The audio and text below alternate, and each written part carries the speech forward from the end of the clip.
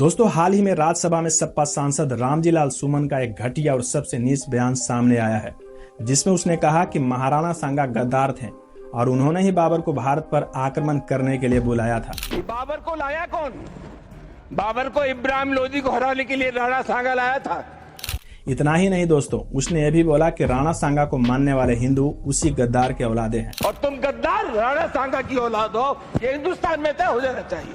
भले ही सपा सांसद ने बयान बीजेपी को टारगेट करते हुए दिया था, लेकिन इस बयान के बाद पूरे देश में कंट्रोवर्सी पैदा हो गई है, जिसके बाद राजनीतिक पार्टियां, कई संगठन और नेता आमने सामने आ गए हैं।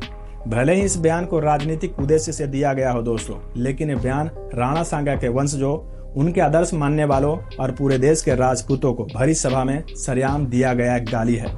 अब तक सिर्फ वामपंथी इतिहासकारों द्वारा भारतीय इतिहास को तोड़ मरोड़ कर पेश किया जा रहा था, लेकिन कमजोर बुद्धि, मुस्लिम तुष्टीकरण और वोट बैंक की राजनीति करने वाले नेताओं ने भी अभिव्यक्ति की आजादी की आड़ में कई तरह के नीच बयान देने लगे हैं। लेकिन असली सवाल यह है कि क्या राणा सांगा गद्दार थे और क्या उन्होंने बाबर को भारत पर आक्रमण करने के लिए आमंत्रित किया था? क्या इतिहास में वाकई ऐसा कोई प्रमाण मिलता है? आज हम तथ्यों के आधार पर इस दावे की सच्चाई जानेंगे गहराई से इस वीडियो में। बाबर को लाया कौन? बाबर को इब्राहिम लोदी को हराने के लिए राणा सांगा लाया था। तो मुसलमान तो बाबर की औलाद हैं और तुम गद्दार राणा सांगा की औलाद हो। राणा सांगा महाराणा सांगा यानी मेवाड़ के महान योद्धा, जिन्होंने अपने जीवन में 100 से ज्यादा युद्ध लड़े और कभी हार नहीं मानी। वे वो राजा थे जिन्होंने उत्तर भारत के राजपूतों, अफगानों और कई हिंदू शासकों को एकजुट किया था ताकि विदेशी आक्रमणकारियों को खदेड़ा जा सके। तो क्या ऐसे योद्धा को गद्दार कहना सही है? आइए अब इतिहास के पन्ने पलटते हैं।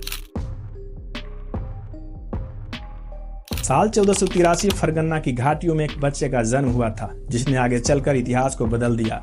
यह बच्चा था जहरूद्दीन मोहम्मद बाबर, जो एक ओर तैमूर का वंशज था तो दूसरी ओर चंगेज खां की विरासत भी उसके खून में बह रही थी। लेकिन वह सिर्फ अपने पूर्वजों की छाया में रहने वाला नहीं था दोस्तों, उसकी किस्मत ने उसे भारत की माटी तक लाने का फैसला कर लिया था। जब बाबर महज 12 साल का था, तब उसके पिता उमर शेख मिर्जा की मौत हो गई और उसे फरगना की गद्दी संभालनी पड़ी।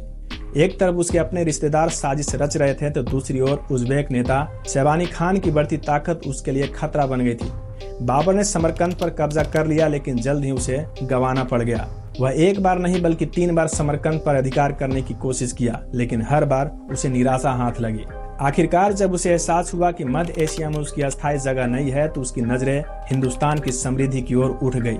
उस समय दिल्ली में इब्राहिम लोदी की हुकूमत थी, लेकिन उसके अपने ही अमीर और सरदार उससे संतुष्ट नहीं थे। दौलत खां लोदी पंजाब का गवर्नर और इब्राहिम लोदी के चाचा आलम खां लोदी ने बाबर को पत्र भेजकर भारत पर आक्रमण करने के लिए आमंत्रित किया। वे चाहते थे कि बाबर लोदी वंश को हराकर उन्हें दिल्ली का ताज सौंप दे।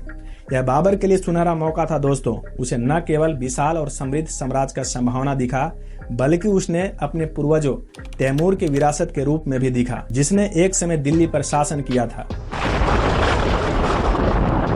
इतिहास में कहीं भी इस बात का प्रमाण नहीं मिलता है कि महाराणा सांगा ने बाबर को भारत बुलाया था, बल्कि बाबरनामा में भी खुद बाबर ने लिखा है कि उसे भारत पर चढ़ाई करने का निमंत्रण दौलत खां लोदी और आलम खां ने दिया था, जो इब्राहिम लोदी से नाराज थे। कुछ इतिहासकारों का मत इस पर बटा है दोस्तों। कई इतिहासकार मानते हैं कि बाबर ने ही संपर्क किया था इब्राहिम लोदी को हराने के लिए। इसके बाद दरबार में सबने इसका विरोध किया और राणा सांगा ने बाबर को मदद करने से पीछे हट गए। कुछ इतिहासकार इसे उल्टा मानते हैं। उनका कहना है कि राणा सांगा ने इब्राहिम लोदी को हराने के लिए बाबर को पत्र लिखकर आमंत्रित किया था।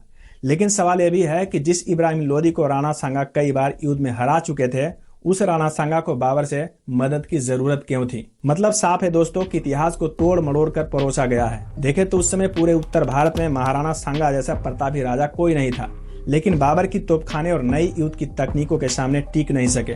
आइए समझते हैं विस्तार से कि राणा सांगा की विशाल सेना में क्या क्या था और बाबर की कौन सी रणनीतियां भारी पड़ी। महाराणा सांगा के पास एक विशाल, अनुशासित और बहादुर सेना थी दोस्तों, जिसमें शामिल थे करीब 1 लाख राजपूत सैनिक, जिनमें से अधिकांश अनुभवी योद्धा थे। मेवाड़, मारवाड़, मालवा, ग्वालियर, बूंदी और कई राजपूत रियासतों के वीर सेनानी उनके साथ थे। हसन खां मेवाती, महमूद लोदी, इब्राहिम लोदी का छोटा भाई जैसे अफगान सरदार भी उनके साथ थे। भारतीय घुड़सवार पारंपरिक युद्ध कौशल में निपुण थे और सीधी टक्कर वाले युद्ध में माहिर थे। उनकी सेना में हाथी और घोड़े दोनों शामिल थे दोस्तों। राजपूत युद्धों में हाथियों की महत्वपूर्ण भूमिका होती थी। ये दुश्मनों की सेना को कुचल सकते थे और मनोवैज्ञानिक दबाव बना सकते थे। राजपूत योद्धा निकट युद्ध में बहुत ताकतवर थे, लेकिन तोप और नई युद्ध की तकनीकों के आगे टिक नहीं सके। बाबर पहली बार भारत में तोपों का संगठित इस्तेमाल करने वाला आक्रमणकारी था दोस्तों। गुलामगिरी और उस्ताद अली जैसे तोपखाने विशेषज्ञों ने उसकी सेना को शक्तिशाली बनाया। तोपों की तेज गड़गड़ाहट और बारूद के धमाकों से हाथी और घुड़सवार दहशत में आ गए।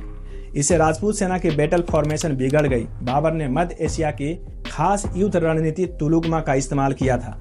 इस तकनीकी में सेना को 3 भागों में विभाजित किया जाता था। पहला था मुख्य सेना, जो कि सेंटर में होती थी। इसके बाद पार्श्व सेना, जो कि दाएं और बाएं होती थी, और इसके बाद रिजर्व सेना, जो कि पीछे से हमला करती थी।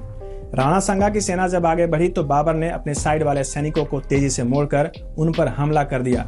राजपूत योद्धा सीधी टक्कर में बहादुरी से लड़ते थे, लेकिन बाबर ने दूर से तोपों से हमला कर दिया था।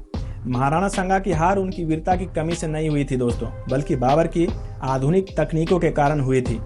उनकी सेना पारंपरिक थी, जबकि बाबर तोपों, तुलुगमा युद्ध की रणनीति और मनोवैज्ञानिक युद्ध के कारण विजय हुआ था। अगर राजपूतों के पास भी तोपखाना और बारूदी हथियार होते तो आज भारत का इतिहास ही कुछ और होता। आज चापलूस नेताओं, वामपंथी इतिहासकारों द्वारा उन्हें बदनाम करने की कोशिश की जा रही है। इतिहास को तोड़ मरोड़ कर पेश करना एक खतरनाक चलन बन गया है दोस्तों।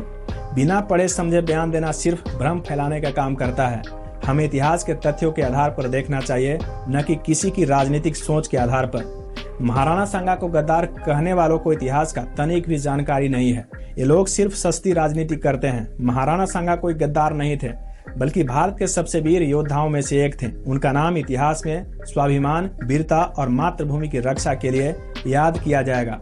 अगर आप भी सच्चाई के साथ और इतिहास के नाम पर झूठ फैलाने वालों का विरोध करते हैं तो इस वीडियो को शेयर करें और अपनी राय कमेंट में जरूर दें। मिलते हैं नए वीडियो के साथ, तब तक के लिए धन्यवाद।